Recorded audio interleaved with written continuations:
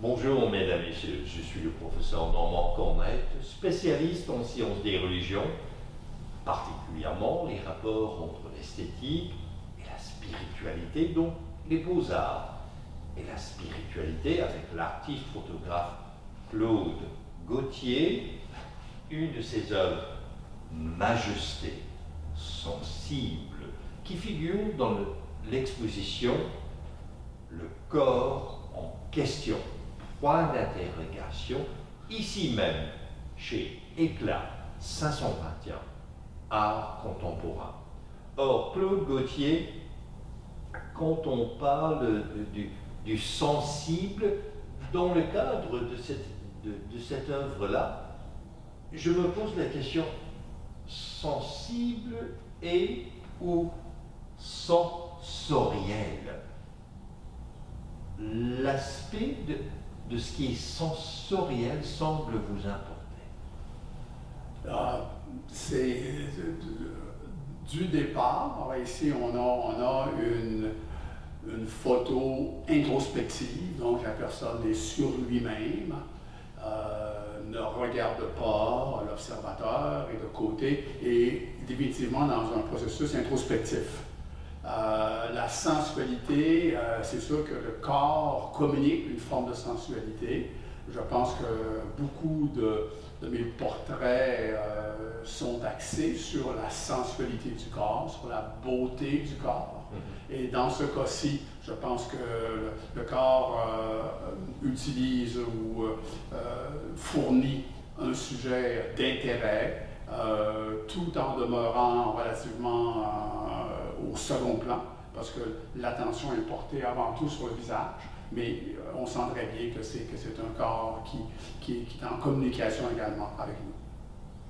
Je ne suis pas tout à fait d'accord que c'est sur le visage, parce qu'on voit les côtes, on voit la musculature, et là, ça me renvoie à l'art classique de la Renaissance, ou encore du Caravage.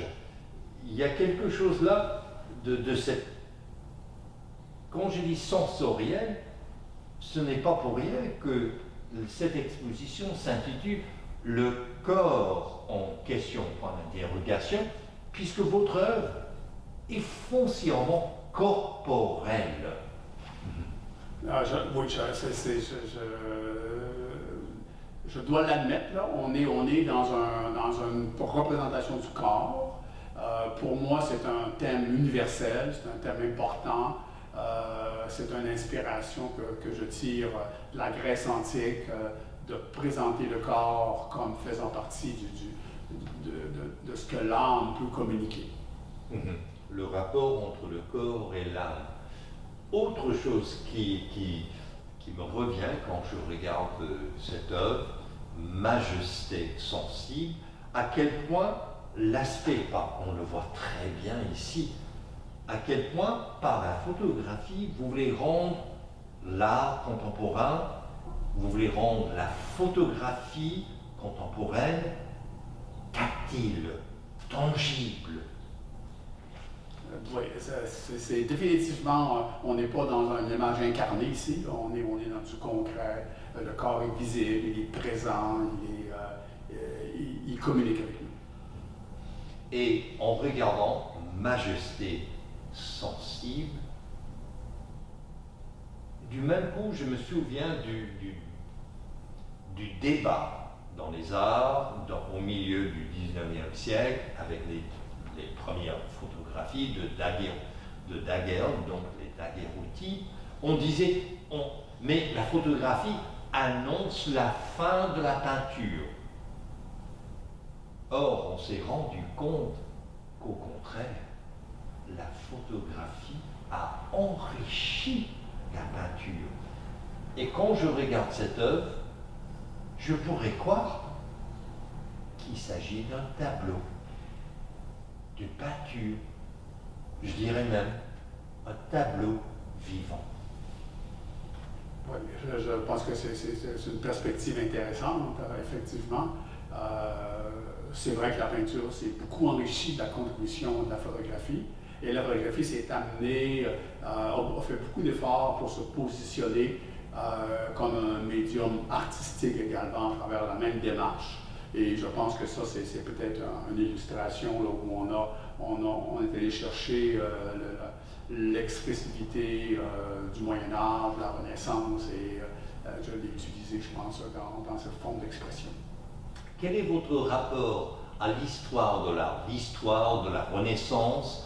On pourrait penser, j'ai déjà mentionné le Caravage, mais Raphaël ou d'autres, il y a une corporalité, une sensualité, il y a l'accent sur ce qui est incarné. Incarné, ça veut dire en chair. Vous fixez l'objectif sur la chair. Oui. Je pense que personnellement, ma véritable inspiration va me ramener plutôt à la période gréco-romaine où on a de façon systématique utilisé le corps pour présenter les dieux, les valeurs humaines, la beauté, absolue en termes de beauté. On l'a récupéré ensuite durant la période néoclassique du XVIIIe siècle. Et la Renaissance, je pense, s'est beaucoup repositionnée sur l'utilisation de cette beauté du corps pour être capable de communiquer les émotions. Je peux penser à Michel-Ange comme un exemple incontournable, où le corps non seulement est présenté de façon réaliste et où chaque muscle est étudié, présenté correctement. Ces valeurs-là, je pense, viennent directement de la Grèce antique. Donc, d'où le classicisme de votre photo. Et d'ailleurs, vous savez que avant la photographie, c'était des peintres, des grands peintres, des maîtres du dessin. Pour les médecins en formation, on consultait des livres illustrés de l'anatomie du corps humain. Et on dirait, c'est ça qui se passe ici, c'est que on examine le corps qui devient non pas un objet, mais un sujet de l'art.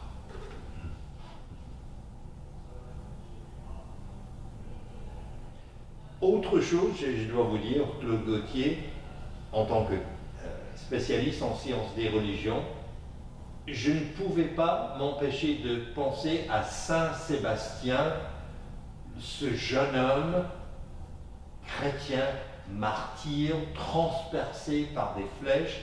Il y a quelque chose dans cette photo qui est comme sacralisé le corps humain, mystifier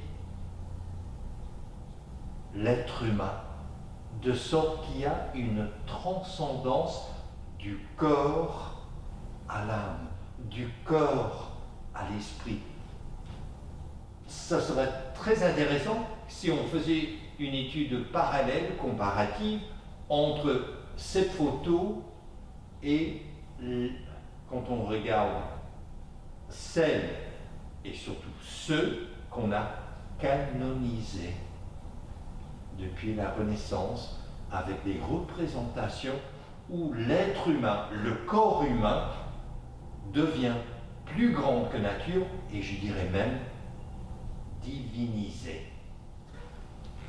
Si on prend l'exemple de Saint Sébastien, c'est intéressant parce qu'on l'a représenté à travers les siècles, à partir de la Renaissance, de multiples façons. Mais c'est certain que la beauté du corps était présente dans beaucoup de ces grandes peintures-là.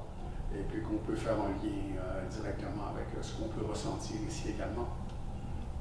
Alors, mesdames, messieurs, je vous invite à découvrir l'art de Claude Gauthier, ici même, chez Éclat 521, art contemporain, à Montréal.